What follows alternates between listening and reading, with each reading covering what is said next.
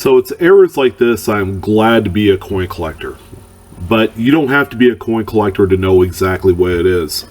And I would say that the Mint has made bunches, among dozens of hundreds of tens of thousands of mistakes, and a lot of them slip through our fingers with each passing day. So it's really, I don't know. I guess if you really don't know that you've spent it, as quickly as you got it, I guess it really doesn't hurt, But as a coin purist, I could certainly say that coins like this, if it were to drop in my hand, I know exactly what it is.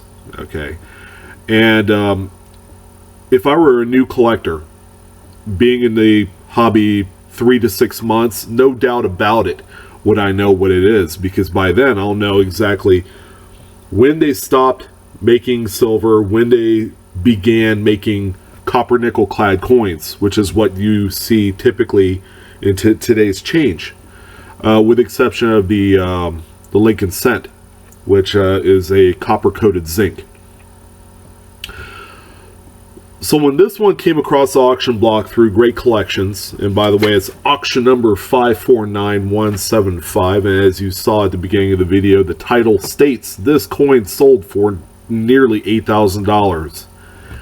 By the time you factored in the actual selling price of the coin, in addition to the buyer premium that's always attached through these big auction houses, it came to like right around $7,900. Call it $8,000 for what it is. I think it's, just make it $8,000. I'm a round up type of guy. So it's as you guys know, 1964 was the hard line for the discontinuation of 90% silver minted coins. All right. As you can see here, this is a 1965, the first year of the copper nickel clad planchet usage for such a coin. Now, the mere fact that a few errant transitional quote-unquote pieces have been struck and have ultimately left the mint, one can almost deduce that the quality control standards at the mint during the 50s and 60s sucked, okay, because they would find stuff like this. The coin, in all of its brilliant glory, next to other clad coins, would appear whiter and more silverish than those clad coins, therefore easy to pick out. But again, it's a different age. Even though it was no more than about 50 years ago, it's just, they really didn't care about the quality controls. That would also explain why the strike sucks among a lot of the 1960s coinage. They ran their dies into the ground. But that's a different story for a different day.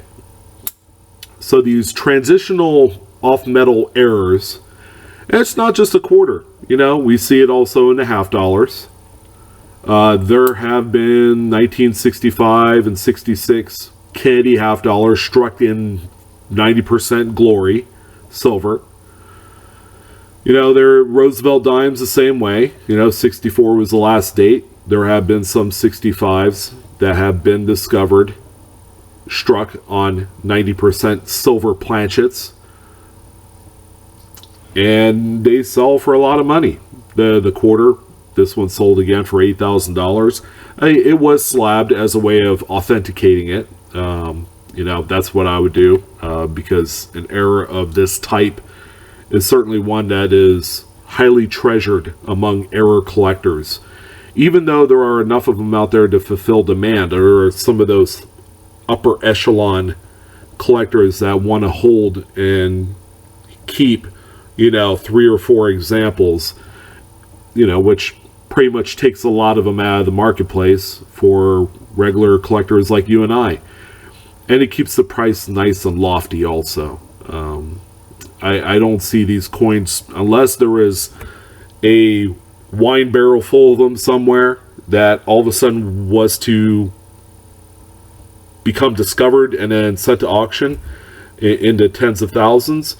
This coin will never sell for under $5,000. All right, the dime is the exception. You know, those are right around five to $7,000.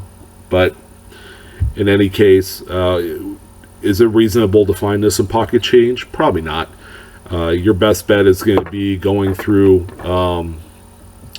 bags of 90% silver coinage, wherever they may be. That would be your only bet to find something like this, or perhaps an old collection. Okay, there's always neat odds and ends that are discovered daily through old inheritances and stuff like from estate sales that always get passed down through the family. But nonetheless, a really neat piece, and one that I wanted to share this evening. Before I head down to the next video, we're going to keep this train rolling. So I want to thank everyone again for joining in this evening. A really neat coin. Again, it's a 1965 Washington quarter struck on a 90% silver blank. It's not unheard of. It's not supposed to happen. It's a monumental government mint mistake. Intended or not, it's sitting right in front of you. But anyways, you guys take care. Have a great evening, and yeah, I'll see you on the next one. Keep hunting, guys. Take care.